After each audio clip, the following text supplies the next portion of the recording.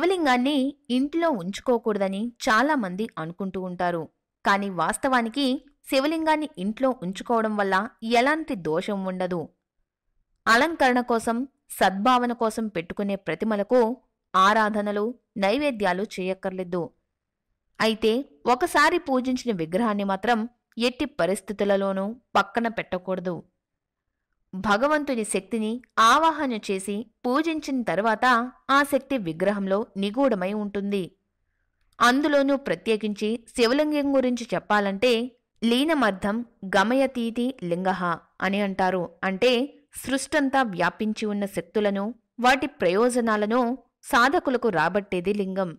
అంతటి శక్తివంతమైన లింగానికి నిత్యపూజ చేయడం కనీస ధర్మం. నర్మదా, బాణలింగాల వంటివి ఇంటిలో ఉంచుకోవచ్చు. నిత్య పూజకు లోపం రానియ్యకూడదు. శ్రద్ధగా శివపూజ చేయగలిగిన వారు ఇంటిలో శివలింగాన్ని నెలకొల్పి పూజించవచ్చు.